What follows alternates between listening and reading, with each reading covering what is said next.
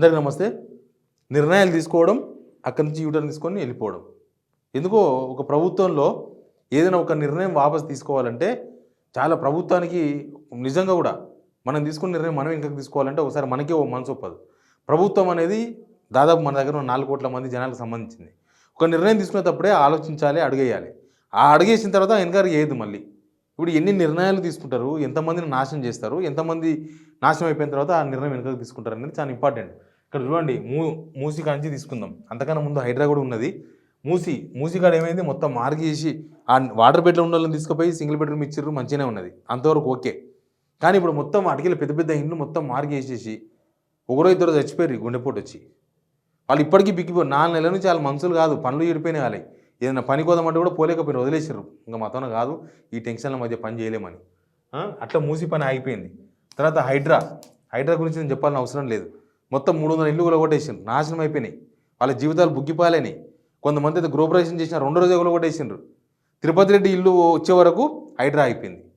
తిరుపతి రెడ్డి ఇల్లు రాకపోతే ఇంకా కూలుస్తుండ్రి. తిరుపతి రెడ్డి ఎవరో కాదు, రేవంత్ రెడ్డి అన్ననే. మిగతా మొత్తం కూల్చిపడేస్తుండ్రి.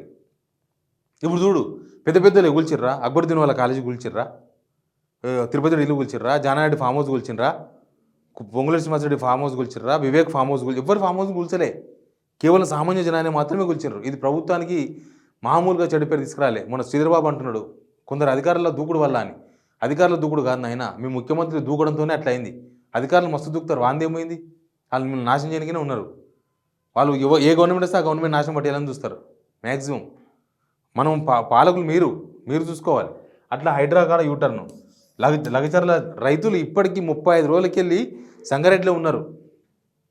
వాళ్ళకి బేడీలు ఇచ్చి గుడుసులు కట్టి మరి తీసుకుపోయినారు. ఆ ఊరిలో మగపూరుగు లేదంట లగచర్లలో, ఇప్పుడు అందరు జైల్లోనే ఉన్నారు. అది ఏమైంది, ఆడ ఫార్మా అని చెప్పి ఫార్మా అని పెద్ద లొల్లి పెట్టి లాస్ట్కి ఇండస్ట్రియల్ పార్క్ అని తీసుకొచ్చిండ్రు. ఆ ఇండస్ట్రియల్ పార్క్ కూడా ముందర పడదు, ఆయనతో మొత్తం క్యాన్సిల్ చేసే ప్రాబ్లం ఏదైనా అట్లా పెట్టుకున్నారు. మనకు అది కూడా తెలుసు కదా, దిల్వర్పూర్ తెలుసు కదా, ఆడేమైందో. ఆడ ఏకంగా లాఠీ చార్జ్ చేసిన రైతుల మీదకి 250 మంది మీద కేసులు పెట్టారు. ఎవరిని అరెస్ట్ చేయలే, ఇంకా చేస్తారేమో. ఆడ ఆర్డీఓ కారు ఎత్తేసిన ఉల్టా పల్టా రైతులు, మాకు ఈ ఇథనాల్ ఫ్యాక్టరీ వద్దు అని. లాస్ట్కి ఏమైంది, దిల్వర్పూర్ కూడా వెనుకపోయింది. తర్వాత ఫార్మా విలేజ్లు, అసలు ఎక్కడెక్కడ ఉన్నావు ఫార్మా విలేజ్లు రేవంత్కే తెలియదు. ఇప్పుడు 10 ఫార్మా విలేజ్లు ఒక్క దగ్గర కాదు, ఫార్మా విలేజ్లు అన్నారు. ఇంకా ముత్యాల ఫార్మసిటీ కాడ ఇప్పటికే ఒక్క యూటర్న్ కాదు, ఒక 10 కుప్పిగంతులు వేసినారు. ఉందంటారు, లేదంటారు. రైతులు వచ్చే వరకు ఉందంటారు, రైతులు పోయే వరకు లేదు ఇది ఫార్మా లేదు, ఇక్కడ మొత్తం మేము 4th సిటీ కడుతున్నాం అంటారు. అంటే ఈయన ఇంకొక కులీ కుతుబ్ షా ఆయుధం అని చూస్తున్నాడు. హైదరాబాద్ నిర్మించినట్టుగా ఈయన కూడా కులీ రేవంత్ జీ అని ఆయుధం అనుకుంటున్నాడు. కులీ కుతుబ్ షా లాగా ఈయన కులీ రేవంత్ షా ఆయుధం అని ఇంకొక హైదరాబాద్ నిర్మిద్దామని ప్రయత్నం చేస్తున్నాడు అక్కడ. ఆ ప్రయత్నంలో భాగంగానే ఈ కుప్పిగంతులు ఫార్మసిటీ ఉందో లేదో ఎవరు తెలియదు. కోర్టులో ఉందని చెప్పారు, రైతులకు ఉందని చెప్పిండ్రు, పనులు మాత్రం అవుతాయి. ఆడ ఈ శంకుస్థాపన చేస్తారు, పనులు అవుతాయి. ఫార్మా ఎక్కడ తీరా, ఫార్మా లేదు, ఏమో చిన్న మూలకు పెడతామంటారు. ఇది ఒక పెద్ద గ్యాంబ్లింగ్ నడుస్తున్నది. ఇంకా సిమెంట్ ఫ్యాక్టరీలు అవన్నీ మనకు తెలుసు కదా, రామన్నపేట కాడ ఆల్మోస్ట్ అది కూడా బ్యాక్ పోయినట్టే, అది కూడా వెనుకకు పోయినట్లే.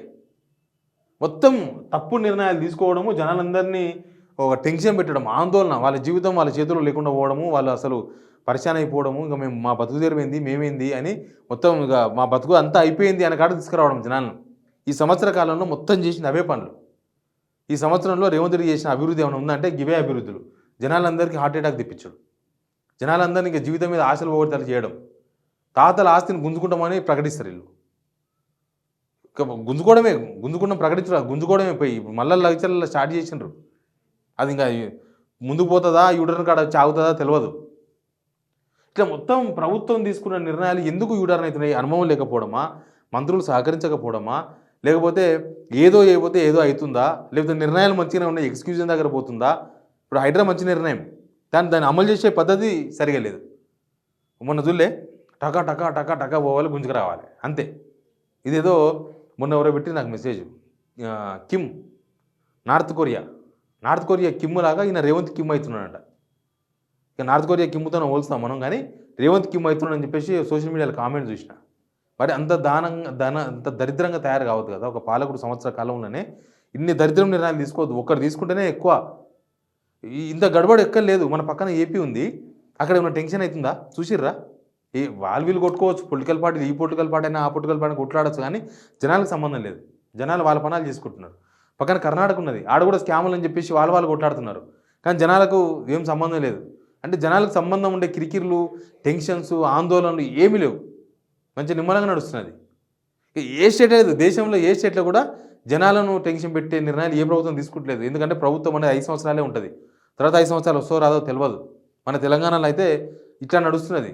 నిర్ణయాలు తీసుకోవడము, జనాలను తొక్కేయడం, తర్వాత యూటర్న్ తీసుకోవడము, ఎటో పోవడం, ఏమో కావడం, ఏమేమో జరుగుతున్నది.